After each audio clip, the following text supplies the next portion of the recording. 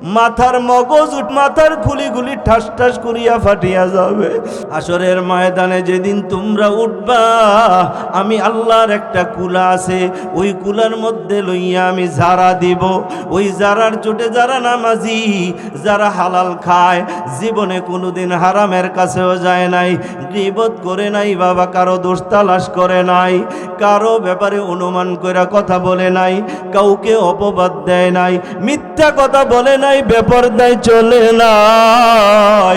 আল্লাহ তাআলা বলে ওই নেককার বান্দাগুলো আমার কুলায় যারা দেওয়ার পর আমার বুকের কাছে চলে আসবে। আমি আল্লাহ বড় যত্ন করিয়া আমার একটা ছায়া আছে, তার নাম আরশে আজিম। ওই আরশে আজিমের ছায়ার নিচে জায়গা দিব। আর ওই নাফরমান বেঈমান গুনাহগার ও সুদখোরের দল, যারা সুদ খেয়েছো কেউ কিছু বলে না, সুদের কারবারও বন্ধ করো না। ও ঘুষখোরের দল, তুমি মনে করেছো ঘুষ খাও কেউ কিছু বলে না, ঘুষ খাইতে শুরু করলাম, হারাম টাকা দিয়া বাড়ি বানাইলা, হারাম টাকা দিয়া জমি বানাইলা। ও হারামির দল, আল্লাহ তাআলা ডাক দিয়া বলবে আয় আয় আয়, আমারও একটা চুলা আছে। ওই চুলা দেওয়ার আগে বাবা তোমারে গুনাহগার হাসরের ময়দানে দাঁড় করাইয়া রাখবে। দুনিয়ার 1000 দিনের সমান একটা দিন হবে হাসরের দিন। ওই দিনটা বড় কঠিন হবে, জমিনটা তামার হয়ে যাবে, আসমানটা সোয়া কাত নিচে চলে আসবে। সূর্যটা এখন জমিন থেকে 9,30,00,000 মাইল উপরে আছে। এরপরে আবার একটা মুখের আলো, এই আলোটার তাপে আমি আর তুমি সহ্য করতে পারি না, আমার শরীরটা ঘামাইয়া যায়। কত কৃষকের দিকে চাইলে চোখের পানিগুলি রাখা যায় না, এদের চামড়াগুলি পুইরা কালো হয়ে গেছে। দুনিয়ার এই রোদের যদি এত তাপ হয়, হাসরের ময়দান যেদিন কায়েম হবে, একটু চিন্তা করে রে বাবা, জমিনটা তামার হয়ে যাবে, আসমানটা সোয়া কাত নিচে নামাই দিবেন। আল্লাহ তাআলা তখন সূর্যটাকে বাষ্পিট করে টুপ্পুর করে ছেড়ে দিবেন, আর বলবেন সূর্য রে, তোর 13টা মুখের আলো আজ হাসরের ময়দানে ছেড়ে দে। ওই চিটাদান যেমন আমি আর তুমি রোদের তাপে শুকাই, তোমার মতো আমার মতো গুনাহগার গুলিও আল্লাহ ওই সূর্যের তাপের নিচে ফালাইয়া জাহান্নামে ফালানোর জন্য উপযুক্ত লাকড়ি বানাবে। সূর্যের তাপ এত ভয়ঙ্কর, মাথার খুলিগুলি ঠাস ঠাস করিয়া ফাটিয়া যাবে, মাথার মগজগুলো টকবক টকবক করতে থাকবে। নাফরমানগুলো চিল্লাবে আর বলবে মালিক সহ্য করতে পারি না, আমাদেরকে বাঁচাও। কোনো আওয়াজ হবে না, ওইখান থেকে ধরে ধরে তোমাকে আমাকে নিয়ে যাবে। ওয়াসিকাল্লাযীনা কাফারু ইলা জাহান্নামা যুমারা হাত্তা ইযা জাউহা ফুতিহাত আবওয়াবুহা ওয়া ক্বালা লাহুম খাযানাতুহা আলাম ইয়াতিকুম রুসুলুম মিনকুম ইয়াতলুনা আলাইকুম آيات ربكم وينذرونكم لقاء يومكم هذا قالوا بلى ولكن حقا كلمة العذاب على الكافرين। এ বাবা, নাফরমান বেঈমানগুলোকে হাসরের ময়দানে ওই সূর্যের তাপে এ বাবা এমন তেজ দিয়ে শুকাবে, এরপরে এদেরকে দলবদ্ধভাবে হাঁকাইয়া জাহান্নামের দিকে নিয়ে যাবে। পানির পিপাসায় চিল্লাইতে থাকবে। যখন জাহান্নামের কাছে যাবে, জাহান্নামের দরজাগুলো খুলে যাবে। ফুতিহাত আবওয়াবুহা, ঠাস ঠাস করে জাহান্নামের দরজাগুলো খুলে যাবে। নাফরমান জাহান্নামটা দেখা পিছনের দিকে দৌড়াইতে শুরু করবে। ফেরেশতারা খাপ করে ধরে ফেলবে আর বলবে পালাবার বুঝি জায়গা বিশ্রাও, বলে হা হা। ফেরেশতারা বলবে পালাবার জায়গা নাই, ধরবে জাহান্নামে নিক্ষেপ করবে। যখন জাহান্নামে নিক্ষেপ করবে, জাহান্নামে নিযুক্ত ফেরেশতারা এরে ডাক দিয়া বলবে, এরা বলবে তোদের কাছে কি কোনো রসুল যায় নাই, কোনো আলেম ওলামারা যায় নাই, তোদের রবের আয়াতগুলি তেলাওয়াত করে শোনায় নাই, এই দিনের কথা ভয় প্রদর্শন করে নাই, এই দিনের কথা কি তোদেরকে বলে নাই? এরা কি জবাব দিবে জানেন? ওই দিন সত্য কথা বলবে। ক্বালু বালা, হা হা হা গিয়েছিল। ওই তো উবাইদি হুজুর আইসা আমাদেরকে আয়াত শোনাইয়া শোনাইয়া জাহান্নামের কথা বলল, কিন্তু আমরা বিশ্বাস করি নাই। ওয়ালাকিন হাক্কাত কালিমাতুল আযাবি আলাল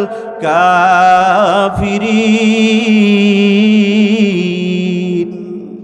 কাফেরদের উপরে, বেঈমানদের উপরে আজকে আল্লাহ তাআলার কথা সত্য হয়ে গেল।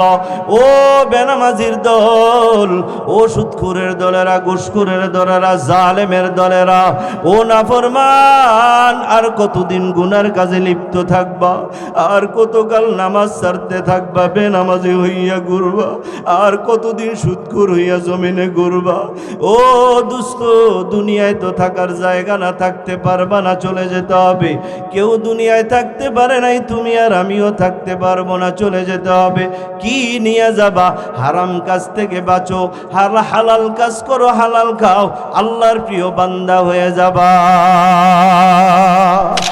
হতে পারে আমি একজন হাজি, হতে পারে আমি একজন মসজিদের খতিব, হতে পারি আমি এক মসজিদের কোনো ইমাম, হতে পারে কোনো মাদ্রাসায় শাইখুল হাদিস, হতে পারে আমি কোনো মসজিদের কোনো সভাপতি, হতে পারে সেক্রেটারি, হতে পারে ক্যাশিয়ার, হতে পারে মুতাওয়াল্লি। ওয়াল্লাহি, আল্লাহর করা হারাম কাজগুলো যদি আমার দ্বারা হয়, আমি আর আপনি হারাম কাজের একটাতেও লিপ্ত থাকি, আমার সভাপতিত্ব বাদ, সেক্রেটারিত্ব বাদ, কেশিয়ারিত্ব বাদ, মোহতামিমগিরিও বাদ, খতিবগিরিও বাদ, ইমামগিরিও বাদ, মুসল্লিগিরিও বাদ, হাসরের ময়দানে যাইয়া উঠা দেখমু সব ফাঁকা, আমার আমল নামা শূন্য। এই জন্য আল্লাহ তাআলা আমাকে আপনাকে তিনটা হারাম কাজের দিকে ইঙ্গিত করে বলেন, এই কাজগুলো থেকে বেঁচে থাকবা। এই হারাম কাজ করবা, ইবাদত করবা, কোনো কাজে লাগবে না। আল্লাহ তাআলা বলেন, ইয়া আইয়ুহাল্লাযীনা আমানু ইজতানিবু কাসীরাম মিনাজ জন ইন্না বা'যাজ জন্নি ইসমুন ওয়ালা তাজাসসু ওয়ালা ইয়াগতাব বা'দুকুম বা'দা আইয়ুহিব্বু আহাদুকুম আন ইয়াকুলা লাহমা আখিহি মাইতান ফাকারিহতুমুহু ওয়াত্তাকুল্লাহ ইন্নাল্লাহা তাওয়াবুর রহিম। আল্লাহ তাআলা বলেন, ইয়া আইয়ুহাল্লাযীনা আমানু ইজতানিবু, হে ঈমানদারেরা, হে বিশ্বাসীগণ। কে বিশ্বাসী গো, কে বিশ্বাসী গণ? আল্লাহ তাআলা বুঝাইতে চাইলেন, ও দুনিয়ার মানুষ, যারা আমি আল্লাহকে কোনোদিন দেখো নাই, আমি আল্লাহর উপরে তারপরেও বিশ্বাস করেছো, আমি আল্লাহ একজন, কোনোদিন আমাকে দেখো নাই, তারপরেও তুমি নামাজ পড়েছ। সেজদায় যাইয়া বান্দা ভাবে, এই সেজদার জায়গায় আমার আল্লাহর কুদরতি পাও বিছানো আছে। কত সাহাবী নামাজের পরে দেখে চোখের কোণায় পানি। জিজ্ঞেস করা হলো, নামাজের মধ্যে এত কান্না কেন? ওই সাহাবী জবাব দেয়, আল্লাহর কসম, যখন সেজদায় গেলাম দেখলাম যে কুদরতি হাত দিয়ে আমার মালিক আমাকে মুইসা আদর করে দিচ্ছে। আলী রাদিয়াল্লাহু তাআলা আনহু পায়ের মধ্যে তীর বেঁধে গেছে, তীরটা খোলা যায় না, কত চেষ্টা করলো তীর খোলা যায় না। হাজার চেষ্টার পরেও যখন দেখলো তীর খোলা যায় না, আলী নামাজে দাঁড়িয়ে গেলেন, পাও কাইটা তীর খুললো, আলী একটু নাড়াচাড়াও করলো না। নামাজ শেষ করে জিজ্ঞেস করে, ও নবীর সাহাবীরা, আমার পায়ের তীর গেল কোথায়? সাহাবীরা জবাব দেয়, আলী, যখন তুমি নামাজে দাঁড়াইছো তোমার পায়ের তীর আমরা খুলে ফেলেছি, একটু নড়াচড়াও করলা না, উফ করলা না, পাওটা তুমি সরাইয়াও নিনা না। আলী জবাব দেয়, আল্লাহর কসম, কখন তোমরা আমার পায়ের তীর কেটে বের করেছো আমি আলী বলতেও পারবো না। এটাই ছিল এদের নামাজ। আমার আর আপনার নামাজের মধ্যে শরীর চুলকানি, মশা মারা, মাছি থাপ্পড় দেওয়া, গলা খাখরানি দেওয়া, আরো কত নমুনা, কত কীর্তি মুসল্লিরা নামাজে। এই নামাজ দিয়া জান্নাত নিয়ে আবার কবরের পর ফারো গেলেই দু ফিটে শুরু হয়ে যাবো। কি কথা ঠিক কিনা গাও? আল্লাহ তাআলা বলেন ইয়া কিরে সাউন্ডটা পরিবর্তন করলি কে? ইয়া আইয়ুহাল্লাযীনা আমানু ইজতানিবু কাসীরাম মিনাজ জন। আল্লাহ তাআলা বলেন হে ঈমানদারগণ, তোমরা ধারণা করা থেকে, অনুমান করা থেকে বেঁচে থাকো। ইন্না বা'যাজ জন্নি ইসমুন, কারণ কতক অনুমান এটা গুনাহ। সমাজের মধ্যে অনুমান করে কত কাজ করে, অনুমান করে কত ধারণা কইরা কত কথা বলে। শরীয়তে ইসলামে এই অনুমান করে কথা বলা, অনুমান করে কারো বিষয়ে কোনো মন্তব্য করা, এটা সম্পূর্ণরূপে আল্লাহ তাআলা হারাম করে দিয়েছেন। এমন একটা হারাম কাজের কথা আমরা অনেকেই জানি না, জানলেও বাবা মানি না। কত মুসল্লি নামাজ পড়া বাবা অনুমান কইরা কত মানুষের বিরুদ্ধে কত ধারণা কইরা কথা বলে। কত হাজি সাহেব হজ করে আসছে বাবা, আমলের অভাব নাই, এখন হজতে গাইসা তাহাজ্জুদের নামাজ কাজা নাই, ইশরাকের নামাজ কাজা নাই, 5 ওয়াক্ত নামাজ জামাতে পড়ে। ওই হাজি সাহেব মাঝে মাঝে উমুকের ব্যাপারে তুমুকের ব্যাপারে অনুমান কইরা অনেক কথা বলে। না না ও মুসলমান ভাই, পর্দার আড়ালের মায়েরা, অনুমান করে আন্দাজ করে কারো বিরুদ্ধে কথা বলা, কারো বিষয়ে কোনো মন্তব্য করা, এটা সম্পূর্ণরূপে হারাম, এটা সম্পূর্ণরূপে কবিরা গুনাহ। একটা কবিরা গুনার জন্য 7000 বৎসর জাহান্নামের আগুনে জ্বলা লাগবে। ও হাজি সাহেব হজ করে আসছো, 5 ওয়াক্ত নামাজ পড়ো। ও মসজিদের সভাপতি, সেক্রেটারি, ক্যাশিয়ার, ও মুসল্লি ভাই 5 ওয়াক্ত নামাজ পড়ো। টুপি মাথায় দাও, থুতায় দাঁড়িয়ে রাখছো, পাঞ্জাবি খোলো না, হালালের পথে চলো, হারাম খাও না। এরপরেও বাবা অনুমান করে কথা বলো, এটা কি গুনাই মনে করো না? না না, যতক্ষণ পর্যন্ত না কোনো বিষয় সম্পর্কে আপনার কাছে ইয়াকিন এবং দলিল না আসবে, প্রমাণ না থাকবে, অতক্ষণ পর্যন্ত ওই বিষয়ে কোনো কথা বলবেন না। অনুমান করে ধারণা করে কথা বলা, ধারণা করে কোনো মন্তব্য করা, এটা সম্পূর্ণরূপে হারাম। সমাজের মধ্যে আজকে বাবা বহু আলেম অনুমান করে করে কত আলেমের বিরুদ্ধে কথা বলে। আমগমতো যারা বক্তা মাইকের সামনে বসে বাবা অনুমান করে কত বক্তার বিরুদ্ধে, আলেমের বিরুদ্ধে মুখ দিয়া কত কথা বলে। অথচ বাবা কোরআনুল কারীমের আয়াত ওনারা পড়েছেন, তরজমাও জানেন, এই আয়াতের বাবা তাফসীরও জানেন, জানার পরেও আমল নাই। আজকে আমল না থাকার কারণে, এই হারাম কাজের কারণে আমার আর আপনার অনেক আমল বরবাদ হয়ে যাচ্ছে। ও দোস্ত, একটু মাসআলার দিকে খেয়াল করিয়া দেখো। যদি কোনো কূপের মধ্যে বাবা একটা ইঁদুর পড়িয়া মারা যায়, শরীয়তের মাসআলা হলো ওই কূপ থেকে যদি কেউ 20 থেকে 40 বালতি পানি সিঁচা ফালায়া দেয়, ওই কূপটা পবিত্র হয়ে যাবে।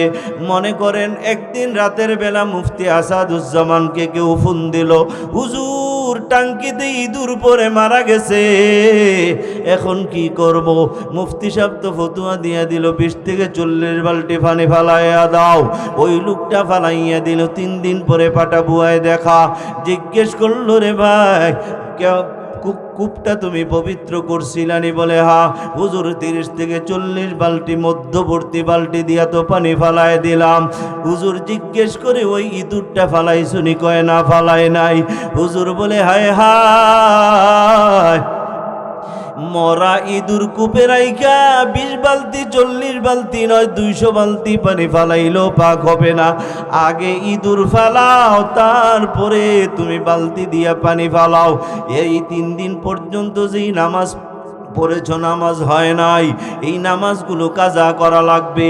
যেই জামাগুলো ধুইছো জামাগুলো পাক হয় নাই, এগুলির আবার ধুইতে হবে। থালা বাসন যা ধুইছো আবার ধুইতে হবে। এ দোস্ত, আগে নিজের থেকে হারাম কাজ দূর করো, তারপরে ইবাদত করো। হারাম কাজ রাইখা ইবাদত করলে ওই ইঁদুর রাইখা পানি সিঁচলে যেমন পানি পবিত্র হয় না, হারাম কাজ কইরা আমল করলে ওই আমল দ্বারা জান্নাত পাওয়া যায় না। কথা ঠিক নি? কয় কি সুদের কাম সুদে করব, ঘুষের কাম ঘুষে করব, নামাজের কাম নামাজে করব। খাই না ইচ্ছা মতো, তুই খা ইচ্ছা মতো বেটা। গরুওয়ালা গাইওয়ালা দুধ দহন করছে, দুধ দহন করতে করতে ভাবলো একটু যদি সেনা মিলাইল, এটা তো এই গরুর থেকেই বাইর হয়, বুঝেন না? এই গরুর থেকেই তো বাইর হয় দুধ। যেই গরুর থেকে বাইর হইল সেনা অতই গরুর থেকেই। একটু পেশাব, গরুর পেশাব একটু মিলাইলই, তো একটু মিলাইছে, 1 পা মিলাইছে, 3 পা দুধ হইল কদ্দুর 1 কেজি। খুব আনন্দে আরঙ্গে নিয়ে যাইতেছে। আরঙ্গের কাছাকাছি যাইতে যাইতে তো দুধ নাই, নষ্ট। কি হয়েছে? কেরে সেনা তো 1 পা, দুধ তো 3 পা। দুধের শক্তি বেশি হইল না কেন? খারাপের শক্তি বেশি। খারাপের কি? এটা জাহেরি শক্তি আর কি, বাতিনি। আমার আর আপনার বেলায়ও যদি আমার আর আপনার ভিতরে হারাম থাকে, হারাম কাজ থাকে, হারাম খাই, হারাম কাজ করি, এরপরে তাহাজ্জুদও পড়ি, 5 ওয়াক্ত নামাজও পড়ি, আবার সিল্লাও লাগাই, পীর সাহেবের দরবারেও যাই, টুপি মাথায় দাড়ি রাখছি, আমি জামা পরি, হালাল খাই, সব কিছু ঠিক আছে, কিন্তু আমি হারাম কাজের মধ্যে লিপ্ত আছি, হবে না, হবে না, লাভ হবে না। কথা বুঝাইতে পারি নাই। আর কেমনে বুঝাইলে বুঝবেন তাও জানি না। এই জন্য 1 নাম্বার হারাম কাজ হইল অনুমান কইরা কোনো কথা বলা। অনুমান কইরা কথা বলা। ওই এক লোক বিদেশ থাকে, তো তার বউ বাড়িতে একটা বাসায় একটা আলাদা বাড়িতে থাকে। তো পাশের বাড়ির এক লোকেরে ফোন দিছে, রাত বাজে তখন 12টা, ভাই আমার মেয়েটার অবস্থা খুব খারাপ, তুমি যদি একটু আসতা, হাসপাতালে নিয়ে যাইতা, আমি মহিলা মানুষ। তো ওই লোকটা করছে কি, ঘুম থেকে উঠা আইসা দেখে অবস্থা ঠিকই খারাপ। তখন আপনি চিন্তা করে না, আমি একটু ফোন দিই, ডাক্তার পরিচিত আছে সরকারিতে, ইমার্জেন্সি ডাক্তারে ফোন দিছে, স্যার আপনি একটু আইতে হইব। আর নেতায় ফোন দিছে, ডাক্তার মনে করলো যত ইমার্জেন্সি ডাক্তার ওই, না গেলে কয়দিন পরে চাকরি লড়র বড়র হয়ে যাবো গা। তো ওটা রিক্সা লয়ে দৌড় পেরে আইছে। তো দেখা প্রাথমিক একটু চিকিৎসা দিয়া ওষুধ দিয়ে চলে গেছে। এখন এই লোকটা ওই মহিলাটার একটু বুঝাই টুজা দিয়া, এই ভাবি তুমি একটু পানি পট্টি দিয়ে রাখো, ওষুধগুলি একটু খাওয়াও, সকালবেলা দরকার আমি বাকি ওষুধগুলি নিয়মার্গের থেকে আইনা দেবো, তুমি টেনশন করো না। এই বুঝাই টুজাই এবারটায় বাড়িতে বাইরেছে, তখন বাজে 1:30। এবারটাও বাইরে হইতেছে, পাশের ঘরের এক মিয়ায় পেশাব করণের লেগে দরজা খুললা বাইরেছে, দেখে যে এতে ঘরের থেকে বাইরে হইতেছে। এর তো মেজাজ খারাপ, চোখ কপালে উঠে গেছে গা, আর ঘুম নাই। ফজরের সময় তাড়াতাড়ি মসজিদে যায়, হাজির ইমাম সাহেব জিজ্ঞাসা কি ব্যাপার আজকে এত আগে আগে আয় বললেন? কইেন না মেজাজ খারাপ, সমাজ নষ্ট হয়ে গেছে গা। কেমনে কি নষ্ট হইল? আপনার থেকে লাভ নাই, সভাপতি আইক, সভাপতি আইসে পরে মেজাজ খারাপ, বিচার করবেন, নাইলে আপনি থাকবেন, নাইলে আমি থাকতাম। কি হয়েছে? অমুকের ঘরের থেকে বাইরেছে, তেরা বিদেশ থাকে, তার বউয়ের ঘরের তে রাত 1:30 মজো বাইরেছে, তে জিনা করে বাইরেছে। নাউজুবিল্লাহ কইতেন না। এই যে কি জিনা করতে দেখছে, কথা কয় না, মাতেন নাকি মিয়া? আপনারা তো এই কাজে আছেন, আর লেগে মাতেন না আর কি। এই ধারণা করে তো কথা কয়ে বইয়া থাকেন। দলিল প্রমাণ ছাড়া কোনো কথা বলবেন না, অনুমান করে ধারণা করে কথা বলা হালাল না হারাম? আপনারা আলাদা হেন বইছেন কে রে? কে আমার লগে দুশ্মনী আছে? মাঝখান দিয়া এক কানি খেত ফাঁকরাই কে আপনারা হেন বইছেন কে রেও? আয়েন সামনে আয়েন। আপনারা না আইলে দরকার স্টেজটা লইয়া হেন জামগা। আয়েন সামনে আয়েন। এই একতারা তারপরেও বইয়ে রয়েছে। আসেন। ইয়া আইয়ুহাল্লাযীনা আমানু ইজতানিবু কাসীরাম মিনাজ-যন ইন্না বা'যাজ-যন্নি ইসমুন। আল্লাহ তাআলা বলেন, অনুমান করে কথা বলো না, অনুমান করে কথা বলা কতক অনুমান, এগুলি গুনাহ। ও আমার মুরব্বী বাবারা, কলিজার টুকরা যুবক ভাইরা, যদি বুঝে থাকো আমার সঙ্গে বলো, 1 নাম্বার হারাম কাজ কোনটা? বলেন না। অনুমান করে কথা বলা হালাল না হারাম? ওয়ালা তাজাসসু। 2 নাম্বার হারাম কাজ হলো দোষ অন্বেষণ করা। আল্লাহ তাআলা বলেন, কারো দোষ অন্বেষণ করো না। ওয়ালা তাজাসসু, কারো দোষ অন্বেষণ করো না। ওরে আল্লাহর বান্দা, পর্দার আড়ালের মা, অনুরোধ করে বলে যাই রে মা, কারো দোষের পিছনে পড়ো না। হাসরের ময়দানে কারো দোষ সম্পর্কে তোমাকে আল্লাহ জিজ্ঞেস করবে না। লা তাজিরু ওয়াজিরাতুন বিজরা উখরা, কেউ কারো গুনাহ বহন করবে না। আমি মুফতি আশরাফুল আলম উবাইদির গুনাহ সম্পর্কে তোমাদেরকে জিজ্ঞেস করা হবে না, তোমাদের গুনাহ সম্পর্কে আমাকে জিজ্ঞেস করা হবে না। আমার দোষের পিছনে তোমার পড়ার দরকার নাই, তোমার দোষের পিছনে আমার কোনো পড়ার দরকার নাই, তোমার দোষ তালাশ করা আমার প্রয়োজন নাই রে বাবা। আল্লাহ তাআলা বলে, ও বান্দা, নিজের দোষের পিছনে পড়ো, নিজেরই নিয়ে একটু সমালোচনা করো, তোমার মধ্যেও তো দোষের অভাব নাই। আনফুসাকুম, নিজের আগে জাহান্নাম থেকে বাঁচাও। ও আশরাফ, নিজের নিয়ে একটু চিন্তা করো, নিজের মধ্যে কত দোষ, দোষের কোনো শেষ নাই। নিজের দোষের দিকে তাকায় না, মানুষের দোষ তালাশ করে, কে কেমনে হাসলো, কে কি করলো, কি ফিস ফিস করে কথা বললো, তার মধ্যে কি দোষ আছে। না না ভাই, দোষের কথা তালাশ কইরো না। আল্লাহ তাআলা বলেন, ওয়ালা তাজাসসু, কারো দোষের পিছনে পড়ো না। 3 নাম্বার হারাম কাজ হইল ওয়ালা ইয়াগতাব বা'দুকুম বা'দা, তোমরা একজন আরেকজনের গীবত করো না। আল্লাহ তাআলা বলেন, বান্দা, গীবত এটা মারাত্মক গুনাহ, আমি আল্লাহর কাছে এটা বড় অপছন্দনীয়। আল্লাহ তাআলা এই জন্য উদাহরণ দিয়ে বুঝান, আইয়ুহিব্বু আহাদুকুম আইয়াকুলা লাহমা আখিহি মাইতান। এরে বান্দা, তুমি কি পছন্দ করবা তোমার মৃত ভাইয়ের গোশত খাইতে?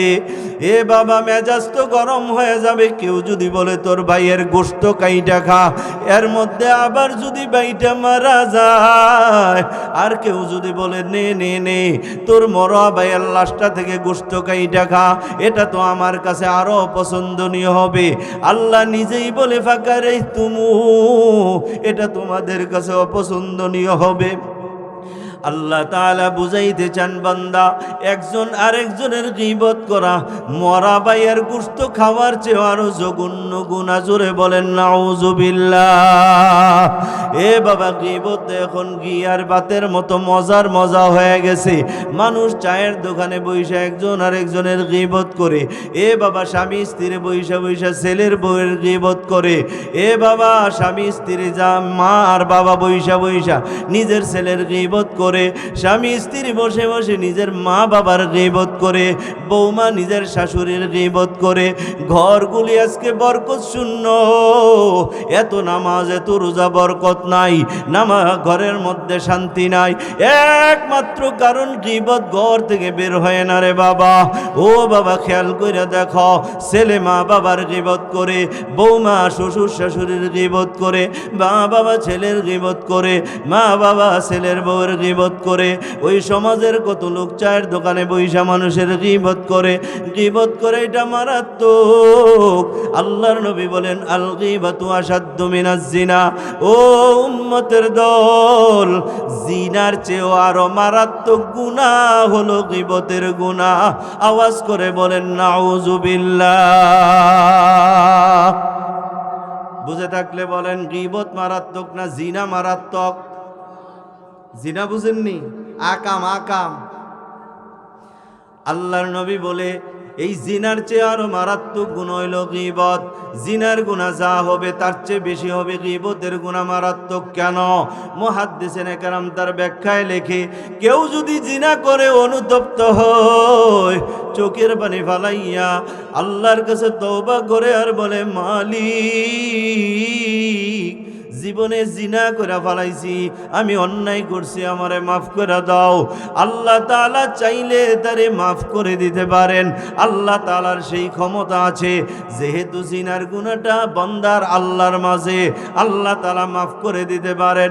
গীবতের গুনাহ এত মারাত্মক, গীবত কইরা যদি কেউ আল্লাহর কাছে মাফ চায়, গীবতের গুনাহ আল্লাহ মাফ করবে না। কারণ গীবতের গুনাহ মাফ হওয়ার জন্য দুইটা শর্ত। এক নাম্বার শর্ত হইল, যার গীবত করলা তার কাছে যেতে হবে, যাইয়া বলতে হবে, রে ভাই আমি বুঝি নাই তোর গীবত করে ফেলেছি, আমারে মাফ করে দাও। ওই ব্যক্তি যদি বলে যাও যাও মাফ করে দিলাম, এরপরে আইসা আল্লাহর কাছে মাফ চাও, আল্লাহকে বলো আস্তাগফিরুল্লাহ ওয়া আতুবু ইলাই, ও দয়ার মালিক বুঝি নাই আমি গীবত করে ফেলেছি, আমারে তুমি মাফ করিয়া দাও। এই দুইটা শর্ত যখন পাওয়া যাবে, গীবতকারীর গুনাহ আল্লাহ মাফ করবে। যদি এই দুইটা শর্তের একটাও পাওয়া না যায়, আল্লাহ তাআলা গীবতের গুনাহ মাফ করবে না। ও দোস্ত বলবেন, হুজুর যে যেই দোষটা করলো, এই দোষের কথাই তো আলোচনা করলাম, এটা আবার গীবত হয় কেমনে? হা হা হা। কেউ যদি বাবা অন্যায় করে, কেউ যদি কোনো অপরাধ করে, কেউ যদি কোনো গুনাহ করে, এই অপরাধের কথা গুনার কথা তার অগোচরে আলোচনা করার নাম হইল গীবত। আর যদি ওই অন্যায় গুনাহ অপরাধ না করে থাকে, তার অগোচরে বলেন এটা হলো অপবাদ। অপবাদের বিচার হইল 100টা ডুররা মারলে, 100টা লাঠি দিয়ে 100 পিটা দিলে তার বিচার হবে। কত অপবাদ জীবনে মানুষকে দিলাম। কেউ বাবা জিনা করে নাই, জিনার অপবাদ দিলাম। চুরি করে নাই, চুরির অপবাদ দিলাম। মিথ্যা অপবাদ দিলাম। যারা মামলাবাজ, মিথ্যা মামলা দিয়া কত মানুষকে জেল খাটায়। গত কয়েকদিন আগে দেখলাম 17 বছর একটা মানুষ, নিরপরাধ মানুষ, মিথ্যা মামলা দিয়া জেলে ঢুকাইছে। এই ফেসিস সরকারের আমলে 17টা বছর জেল খেটে এখন সে জেল থেকে বের হইছে। প্রমাণ হইছে নিরপরাধ, সে এই অন্যায় করে নাই। এ বাবা, এই জন্য মিথ্যা অপবাদ কাউকে দিবেন না। মিথ্যা অপবাদের বিচার যদি দুনিয়াতে না হয়, আমার আল্লাহর একটা ঘর আছে, আমার আল্লাহর একটা চুলা আছে রে ভাই, ওই চুলাতে তোমারে ফালাইয়া বিচার করবে। তোমার আমার যেমন দুনিয়াতে একটা গোলা আছে আর একটা চুলা আছে, আল্লাহ তাআলা বলে, বান্দা আমারও একটা চুলা আছে আর গোলা আছে, আমি তোদের ইনসাফ চাইয়া চাইয়া দেখি রে বান্দা। ওই জমিনের ধান যখন কাটো, ওই ধানগুলি কাইটা যখন বাড়ি আনো, ধানগুলি শুকাইয়া কুলার মধ্যে লইয়া যখন যারা দাও, ভালো ভালো ধানগুলি তোমার বুকের কাছে চইলা আসে, চিটা ধানগুলো কুলার আগায় চলিয়া যায়। ওই চিটা ধানগুলি উত্তপ্ত রোদের মধ্যে শুকাইয়া যেখানে কোনো ছায়া নাই ওই জায়গায় দাও। এ বাবা, এরপরেও ধানগুলোর শান্তি নাই। এই চিটা ধানগুলো বলে, রে মালিক একই গাছে ধরলাম, একই জায়গায় বাস করলাম, আজকে আমার ভাইদেরকে গুলায় উঠাইলা কত সম্মান করিয়া, আর আমাদেরকে তুমি রোদের মধ্যে দিয়া রাখলা, রোদের তাপ সহ্য করতে পারি না। মালিক তো তাদের কথা বুঝে না। কিছুদিন পর দেখে মালিক আরো নিষ্ঠুর হয়ে গেল। ওই চিটা ধানগুলিকে নিয়া চুলার মধ্যে দিয়া এ বাবা আগুনটা আরো প্রজ্বলিত করে ওই চিটা ধানগুলি ডাকে আর বলে, মালিক একই গাছে ধরলাম আমরা, একই জমিনে ফললাম আমরা, একই জায়গায় আসলাম আমরা, কিন্তু তুমি ভাগ করে দিলা। আমার ভাই একদলকে নিয়ে তোমার গোলায় উঠাইলা, আর একদল আমাদেরকে তুমি এক চুলার মধ্যে দিলা। আল্লাহ তাআলা বলে, ও দুনিয়ার মানুষ, আমারও একটা গোলা আছে, একটা চুলা আছে।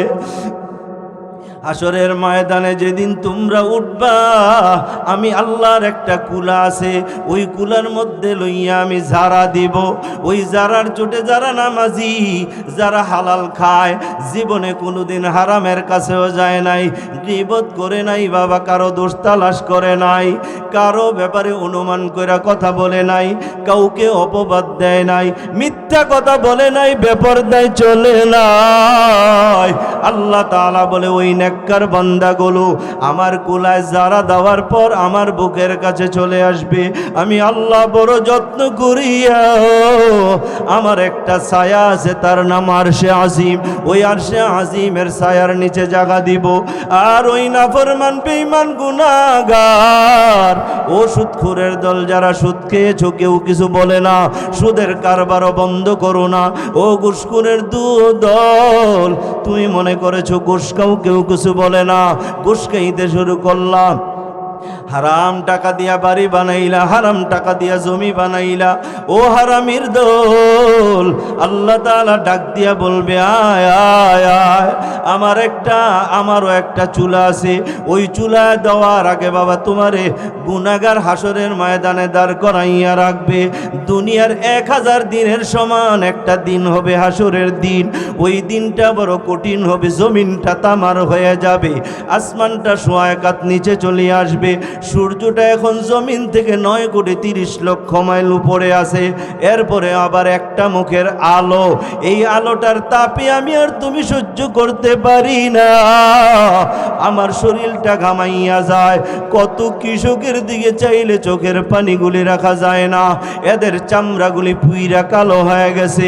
দুনিয়ার এই রোদের যদি এত তাপ হয়, হাসরের ময়দান যেদিন কায়েম হবে, একটু চিন্তা করে রে বাবা, জমিনটা তামার হয়ে যাবে, আসমানটা সোয়াকাত নিচে নামাই দিবেন।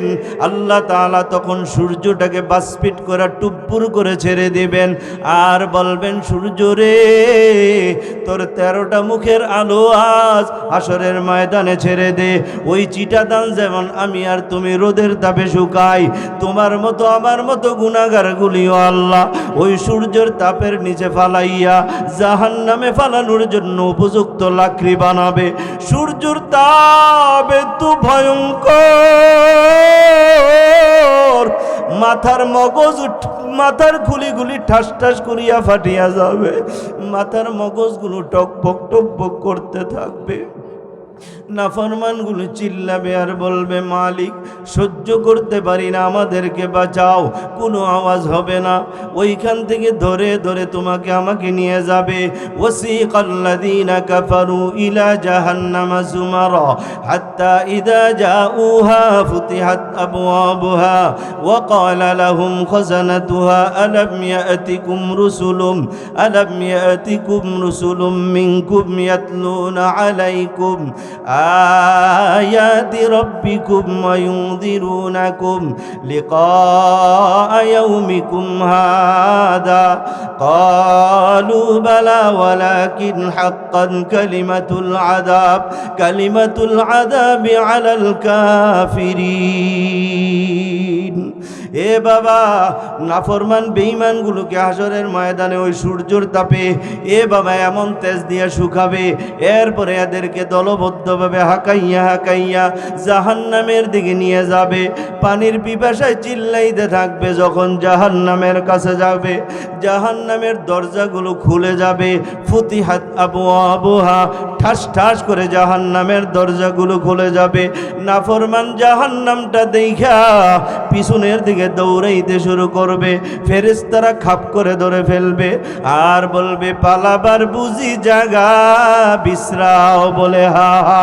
ফেরেশতারা বলবে পালাবার জায়গা নাই, ধরবে জাহান্নামে নিক্ষেপ করবে। যখন জাহান্নামে নিক্ষেপ করবে, জাহান্নামে নিযুক্ত ফেরেশতারা এরে ডাক দিয়া বলবে, এরা বলবে তোদের কাছে কি কোনো রসুল যায় নাই, কোনো আলেম ওলামারা যায় নাই, তোদের রবের আয়াতগুলি তেলাওয়াত করে শোনায় নাই? এই দিনের কথা ভয় প্রদর্শন করে নাই, এই দিনের কথা কি তোদেরকে বলে নাই? এরা কি জবাব দিবে জানেন? ওই দিন সত্য কথা বলবে। কালু বালা, হা হা হা গিয়েছিল। ওই তো উবাইদি হুজুর আইসা আমাদেরকে আয়াত শোনাইয়া শোনাইয়া জাহান্নামের কথা বলল, কিন্তু আমরা বিশ্বাস করি নাই। ওয়ালাকিন হাক্কাত কালিমাতুল আযাবি আলাল কাফিরিন, কাফেরদের উপরে, বেঈমানদের উপরে আজকে আল্লাহ তাআলার কথা সত্য হয়ে গেল। ও বেনামাজির দল, ও সুদখোরের দলেরা, ঘুষখোরের দলেরা, জালেমের দলেরা, ও নাফরমান, আর কতদিন গুনার কাজে লিপ্ত থাকবা? আর কতকাল নামাজ ছাড়তে থাকবা, বেনামাজি হইয়া ঘুরবা? আর কতদিন সুদখোর হইয়া জমিনে ঘুরবা? ও দুস্থ, দুনিয়ায় তো থাকার জায়গা না, থাকতে পারবা না, চলে যেতে হবে। কেউ দুনিয়ায় থাকতে পারে নাই, তুমি আর আমিও থাকতে পারবো না, চলে যেতে হবে। কি নিয়ে যাবা? হারাম কাজ থেকে বাঁচো, হালাল কাজ করো, হালাল খাও, আল্লাহর প্রিয় বান্দা হয়ে যাবা। কয়টা কাজ পাইলেন? এক, অনুমান করে কথা কওয়া হালাল না হারাম? কর, এই জোরে কন। অনুমান, আন্দাজ করে কথা কন না, আন্দাজ করে কথা কওয়া হালাল না হারাম? আমি আর আপনি মুসলিম, কথাগুলি মানতে হবে নাকি না? যদি কোন বলে এবারে তো দেবীদের কেন্দ্রীয় মসজিদে থাকে, এবারে দেহি কত শুনি, এবারের কথা শোনার দরকার কি? অসুবিধা নাই, আমার কথাই খালো নিয়ে ফালাই দেন, কিন্তু কথাটা তো আমার না। কি কথা আমার না কোরআনের? তো আমার কথা হইতো না, এলে এটারে ধৈর্য নিয়ে তেনা দিয়ে ফেসাইয়া না, এই খালটা আছে না একটা, এটা ডিফে দিয়ে যাইতেন কাজা। কথাটা তো আমার না, এটা কার? বলেন না কার? আরো জোরে কন। আল্লাহর নাম কইতে কি কষ্ট লাগে? কন কার? আল্লাহর কথা মানতে হবে কি হবে না? যদি না মানেন, মানলে বন্দা, না মানলে শয়তানের বন্দা। যদি মানেন আল্লাহর বন্দা, না মানলে শয়তানের বন্দা। আল্লাহর বন্দাদেরকে আল্লাহ কাছে ডাকবেন, আরশে আজিমের ছায়ার নিচে জায়গা দিবেন, জান্নাতে সম্মানে সহিত ঢুকিয়ে দিবেন। আর যদি শয়তানের বন্দা হন, শয়তানের লগে থাকবেন। শয়তানের সেলা, শয়তানের পেতাত্তা হইল আবু জাহেল, উতবা, সাইবা, ফেরাউন, কারুন, হামান, নমরুদ। এগুলির লোকে আপনার সুন্দর করে উঠাইয়া এডিরে, যেমন ওই আমগো দেশে দেখেন না, শুয়োর ডিরে এক লাইন করে ফিডে ফিডে ফিডে ফিডে লয়ে যায়। আল্লাহ তাআলা বলে ওয়াসিকাল্লাযীনা কাফারু ইলা জাহান্নামা যুমারা। এ আবু জাহেল, উতবা, সাইবা, ফেরাউন, হামান, কামুন, নমরুদ, এডির কাতারে আমাকে আপনাকে দাঁড় করাইয়া ফেরেশতারা জাহান্নামের চাবুক দিয়ে ফিডাইয়া ফিডাইয়া হাঁকায় হাঁকায় জাহান্নামের দিকে নিয়ে যাবে। নাউজুবিল্লাহ কি বলা যাবে? ভালো লাগবে না এই সময়? হ্যাঁ, তাহলে মরার আগে একটু সোজা হয়ে গেলে ভালো হয় না? এই তিনটা কাজ করব না, বলেন ইনশাআল্লাহ। অনুমান করে কথা বলবো না, কারো দোষ তালাশ করব না, কারো গীবত করব না, বলেন ইনশাআল্লাহ। গীবত কারে কয়? কারোর মধ্যে যদি কোনো একটা দোষ থাকে, এই দোষের কথাটা তার অগোচরে বলার নাম গীবত। যদি দোষ না থাকে, এটার নাম অপবাদ। তাহলে আমরা অনুমান করে কথা বলবো না, কারো দোষ তালাশ করব না, কারো গীবত করব না, অপবাদ দিব না, বলেন ইনশাআল্লাহ। এই চারটা কাজকে একে করবেন, কালকার পরের থেকে হাত উঠে দেখান তো দেখি। দেখছেন নি? বুঝ যাওয়ান আছে, না বুঝ যাওয়ান আছে, এটার নাম, ইসকা নাম বাঙালি। এ বাঙালি, এটি করবেন তো মাহফিল হইন না, কাল কাজ যা মরলে সোজা জাহান্নাম। আমি এতক্ষণ কইলাম করবে, কইরেন না, এখন কইলাম কে কে করবেন, হাত উঠে বইরিস। বুঝেন নাই আমার কথা? বুঝেন নাই? বুঝছি, ওই মনটা ঝুলাই রাখছেন। বড় বক্তাটা আই ব্যাপারটা রত এখন খালি জিসিমটা পইরা লাইছে, জিসিমটা শরীরটা পইরা রয়েছে, মন আমার দিকে নাই। আছে যাকে একজন আছে, এটাই সারব আমার বেশি লাগ। হ্যাঁ, আমি জিজ্ঞাসি আপনার বাড়ি কই? হাও কথা এখন বন। আমি জিজ্ঞাসি ওটার বাড়ি কই, বইয়া আপনি ভালো মানুষ। তাহলে বলেন, এক নাম্বার কি কাজ করবেন না? এই বলেন, বলেন। অনুমান করে কথা বলবো না, বলেন অনুমান করে কথা বলবো না। 2 নাম্বার, কারো দোষ তালাশ করব না, গীবত করব না, অপবাদ দিব না। ঠিক আছে ইনশাআল্লাহ? বলে হুজুর আগে যে কইরা লাইছে, এখন কি করন? এটার তো একটা সমাধান লাগবে।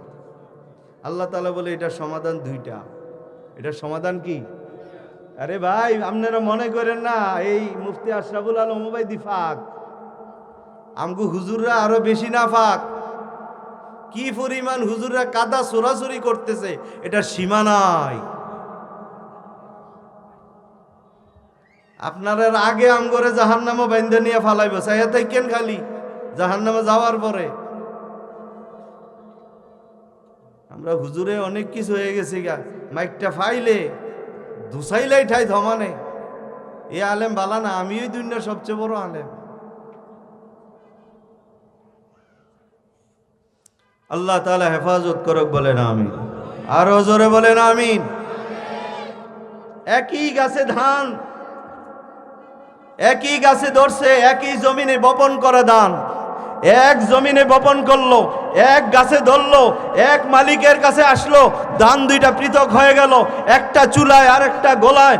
আল্লাহর কসম বাবা, হাসরের ময়দানে দেখবা একই মসজিদে নামাজ পড়েছি, একজন জান্নাতে আরেকজন জাহান্নামে, একই ঘাটে গোসল করা, একজন জান্নাতে আরেকজন জাহান্নামে, একই বাজারে বাজার করছি, একজন জান্নাতে আরেকজন জাহান্নামে, একই দোকানে বসে চা খাইছি, একজন জান্নাতে আরেকজন জাহান্নামে, একই রাস্তায় চলছি, একজন জান্নাতে আরেকজন জাহান্নামে। কেন? জান্নাতি লোকটা যদিও গরিব, তার ভালো কোনো ঘর নাই, তার টাকা নাই, পোশাকটা ভালো নাই, কিন্তু সে হারাম কাজ করে নাই, অনুমান করে কথা বলে নাই, কারো দোষ তালাশ করে নাই, কোনোদিন গীবত করে নাই, যেখানে গীবত চলছে সেখান থেকে কেটে পড়ছে, দোকানে বসে নাই, গীবতের আড্ডাখানা, চায়ের দোকানে বসে না, মানুষ তাকে নিয়ে সমালোচনা করে, কয় এবারটাই মুসল্লি, চা খায় না। এই লোকটা দুনিয়াতে কষ্ট করে চলতে চলতে চলতে হঠাৎ করে মারা গেল। আর একটা লোক সমাজে, তার ঘরের অভাব নাই, বড় ঘর আছে, জমি আছে, ব্যাংকে টাকা আছে, সন্তানেরা কামাই করে, তার পোশাক ভালো, সমাজে তার একটা দাপট আছে। এই লোকটা দেখলো জাহান্নামের কথা। কিরে ওই লোকটা কি? আল্লাহ তাআলা জানিয়ে দিবেন। তুমি গুনাহ করছো, দুই কাজের মাধ্যমে এই গুনাহকে তুমি নিশ্চিহ্ন করো নাই। যদি করতা, আজকে তার সঙ্গে জান্নাতে যাইতা। বলবেন হুজুর আমি তো আগে করছি, এখন কি উপায় হবে? আল্লাহ তাআলা বলেন দুইটা ওষুধ, ইত্তাকুল্লাহ, একটা ওষুধের নাম হইল আল্লাহকে ভয় করো, তাকওয়া, এখানে আল্লাহর ভয় স্থাপন করো। এখন থেকে বাবু, আমি যেখানেই আছি আল্লাহ আছে, যেখানেই থাকি আল্লাহ আছে, যেইভাবে থাকি আল্লাহ দেখতেছে, যা কিছু বলি আল্লাহ শুনতেছে। কথাগুলো সত্য না মিথ্যা? জোরে কন না। আপনার আছে কোন হুজুর ওই সুদের টাকা যখন লই তখন তো কেউ আর দেখে না, চুপ করে লয়ে লই, এটা আর কে দেখলো? কেউ দেখে নাই, আল্লাহ দেখছে কি দেখ। কিছু মেলি আছে বুঝছেন তো। এই রাত্রে গেছে, চাচা বাড়িতে আছেন? বলে আছি তো, একটু আইতাম। কয় কালকে তো মেল, আপনি একটু যাইবেন, একটু আমার দিকে নজর রাখেন। আমার ঠেহা লাগছে, তোর ভাই নজর রাউনের লেগে মেলো যাম, হেসা কথা কম, ধমক তো তে করছি গে। পকেটেতে একটা কসকস দুইটা 1000 টাকা নোট। চাচা একটু চাটা খান। তুই দেখছো জীবনে এটি ধরতে? বিছনাটা আল দিকে দিয়া কই দেখানো রাখ, কেন রাখছে। রাহনের ভাই আবার আলগি দিয়া চায়, দেখুন দেখছে দুইটা। আমি কি হুগিরের ভিক্ষা চাইছি তোর সেকেন্ডে? আবার আরেকটা বাইর করছে, দেওয়ানোর ভরে কয়ে যা। এবারে মনে মনে ভাবে রাত এখন অন্ধকার, দুনিয়ার মানুষ ঘুমায়, আমার বউ ফাঁক গরো, ছেলে সন্তানেরও কেউ নাই, বিছনার তোলে তে দিছে, আমি দেখছি আর কেউ তো দেখে নাই। এটা আল্লাহ আমারে জিজ্ঞেস করবে না। আমি জানতে চাই এই সময় আল্লাহ সেখানে ছিল কি ছিল না? দেখছি কি দেখে নাই? হাসরের ময়দান যেদিন কায়েম হবে বন্ধু, তোমার এই মুখটা বন্ধ করে দিবে আল্লাহ তাআলা। এই মুখ দিয়ে আর কথা বের হবে না। কোরআনুল কারীমের কথা, আল ইয়াউমা নাখতিমু আলা আফওয়াহিহিম ওয়া তুকাল্লিমুনা আইদিহিম ওয়া তাশহাদু আরজুলুহুম বিমা কানু ইয়াকসিবুন। আল্লাহ তাআলা মুখটা বন্ধ করে দিবেন, আর কথা বের হবে না। সেই দিন হাত আল্লাহর সঙ্গে কথা বলবে। যেই হাত দিয়ে ঘোষের টাকা, সুদের টাকা, হারাম টাকা নিয়েছ, পাও কথা বলবে, পেট কথা বলবে, সব কথা বলবে, কান কথা বলবে, চোখ কথা বলবে, বাঁচা যাবে নি? কথা কয়, বাঁচা যাবে? আরেকটা বিষয় হলো কি জানেন, সবচেয়ে আশ্চর্য বিষয় হলো আল্লাহ তাআলা যখন তার সামনে আমল নামার দফতরটা খুলে দিবে আর বলবে এ কারা, তুমি পড়ো, সে আমল নামাটা দেখবে আর পড়তে থাকবে।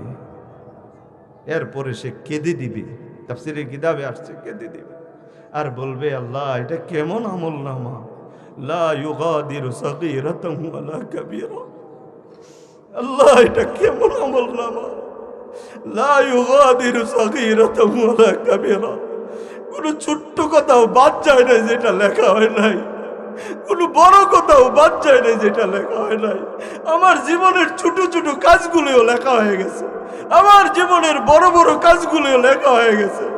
আল্লাহ এটা কেমন আমল নামা যেটাতে একটা কথাও ফেরেশতারা জানে নাই, লেখলো কে আমি তো দেখি নাই, এত সব লিখে ফেলছে, একটাও বাদ যায় নাই, এটা লেখলো কে আল্লাহ? আল্লাহ তাআলা বলে তুই কোরআন পড়িস নাই, সূরা রহমান তেলাওয়াত করিস নাই, আমি আল্লাহ তো জানাই দিছি তোর দুই কাঁধে দুইটা ফেরেশতা আছে, কিরামান কাতিবিন ইয়ালামুনা মা তাফআলুন, কিরামান কাতিবিন। ও বান্দা তোর দুই কাঁধে দুইটা ফেরেশতা, এরা এক মিনিটের জন্য তোর থেকে পৃথক হয় নাই, আলাদা হয় নাই। তোর মৃত্যু আগ পর্যন্ত দুই কাঁধে থাইকা তোর প্রত্যেকটা সেকেন্ডের শ্বাস নিঃশ্বাস যত কিছু ফালাইছো, যা বলছো, যা শুনছো, যা দেখছো, যা ধরছো, যা করছো, সবগুলো লিখেছে। বাঁচতে পারবেন না। এই জন্য দোস্ত নিজে হারাম কাজ থেকে বাঁচান। রাসূল পাক সাল্লাল্লাহু আলাইহি ওয়াসাল্লাম কোন যুদ্ধে যাওয়ার সময় দুইজন করে জামাত বন্দি করে দিতেন। দুইজন বড় লোক, একজন গরিব। গরিবরে বলতেন তুমি এই বড় লোক দুইজনের খানার ব্যবস্থা করবা, পাকায় দিবা, বিনিময়ে তুমি তাদের সঙ্গে খানা খাইবা। এক যুদ্ধে রাসূল পাক সাল্লাল্লাহু আলাইহি সাল্লাম হযরত সালমান ফারসি রাদিয়াল্লাহু তাআলা আনহুকে দুইজন বড় লোক সাহাবীর পাকুশি বানায় দিলেন। তো এক জায়গায় তাবু ফালানো হইল। সালমান ফারসি রাদিয়াল্লাহু তাআলা আনহু ঘুমায় গেছে, ক্লান্ত শরীর, ফাঁক করতে মনে নাই। ঘুম থেকে ওঠার পরে ওই দুই সাথী জিজ্ঞেস করে আমাদের খানা কই? কয় তো ভুলে গেছে, ফাঁক করতারই নাই। তো তারা বলে যে তাইলে একটা কাজ করো, নবীজির দরবারে যাও, রসুলকে বলো আমাদের জন্য কিছু খাবার দিতে। তুমি যে বলো যে আমি পাক করতে পারি নাই, তোমার উজর রসুলের কাছে পেশ করো। সালমান ফারসি রাদিয়াল্লাহু তাআলা যায় বলেন ইয়া রাসূলুল্লাহ, ঘুমাই গেছিলাম, পারি নাই। যদি কিছু খানা এখন যারারে দিছেন আমার দায়িত্বে, এরা তো খানা নাই, একটু ব্যবস্থা করেন। নবীজি বললেন তাহলে তুমি উসামার কাছে যাও। উসামা ছিল রসুলের কোষাধ্যক্ষ, তার কাছে যাও, যাই জিজ্ঞেস করো কোনো খানা আছে কিনা। তো উসামার কাছে গেছে, যাইয়া বলছে আমি তো ঘুমাই গেছিলাম, পাক করতে পারি নাই, তো একটু খানা আসিনি, রসুল বলছে তোমার কাছ থেকে চায় নিতে। তো উসামা কয় নাই, খানা শেষ, কোনো খানা নাই। তো গেছে, যাই কয় রসুলের দরবারে গেছি, রসুল উসামার কাছে পাঠাইছিল, রসুলের কোষাধ্যক্ষ, এও বলছে খানা নাই, আমি তো খানা ছাড়া আসছি। তো কই উমুকের কাছে যাও। তো উমুকের কাছে যাইতেছে, তখন তারা দুজন কয় এমন কুফার কুফা, এটা যদি কূপের কাছে যায় কূপের পানিও শুকাই যায় বোকা। আর উসামা একটা বখিল, শব্দ দুইটা কইছে, এক কুফা, কূপের কাছে গেলে পানিও শুকাই যায় বোকা, সালমান ফারসির ব্যাপারে। আর বলছে উসামা এটা একটা বখিল, এ শব্দ দুইটা। এই কথা কইয়ে তারা বাইরে হয়েছে আর রসুলের সামনে পড়ছে। নবীজি ডাক দিয়া কয় কি ও তোমরা গোস্ত খাইলা কইতে? দাঁতুদি গোস্ত লাগিয়া রয়েছে, গ্রান আইতাছে গোস্তের। এরা কয় আল্লাহর কসম আমরা গোস্ত খাইছি না তো। নবী কয় আমি তো দেখতেছি তোমাদের মুখে গোস্ত দেখা যায়। তারা বলে, আর রাসূলুল্লাহ, আমরা গোশত খাবো কোত্থেকে? খানাই তো নাই। নবী আমার বলেন, তোমরা দুজন উসামা আর সালমান ফার্সির গীবত করে তাদের গোশত খেয়েছো। আল্লাহ তাআলা তখন কোরআনুল কারীমের এই আয়াত নাযিল করে দিলেন, ইয়া আইয়ুহাল্লাযীনা আমানু ইজতানিবু কাসীরাম মিনাজ যান ইন্না বা'যাজ যান্নি ইসমুন ওয়ালা তাজাসসু ওয়ালা ইয়াগতাব বা'দুকুম বা'দা।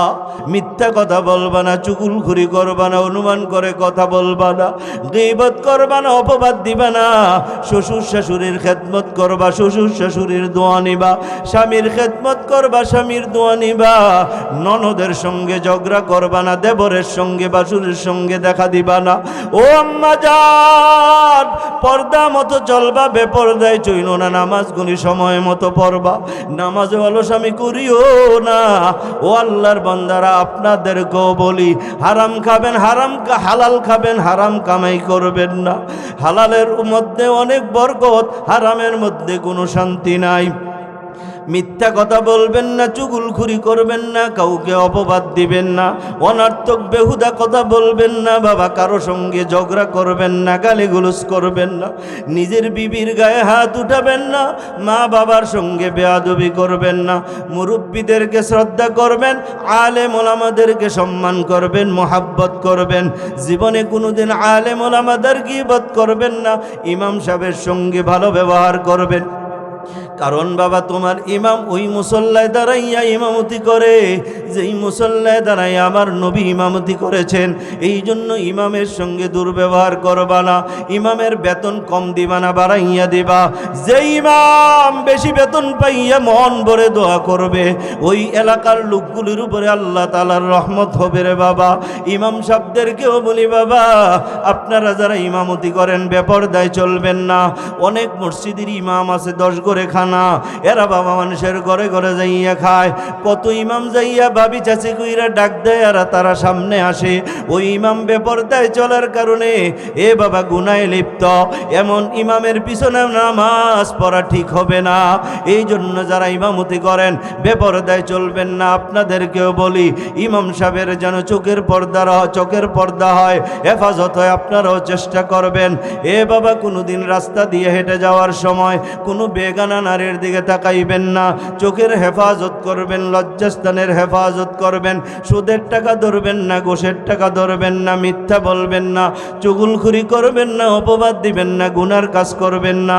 নামাজগুলি সঠিক সময়ে পড়বেন। এ বাবা নামাজের মধ্যে অলসামি কইরো না। এই মাদ্রাসাটাকে মোহাব্বত করবেন, মাদ্রাসায় মাঝে মাঝে আসবেন।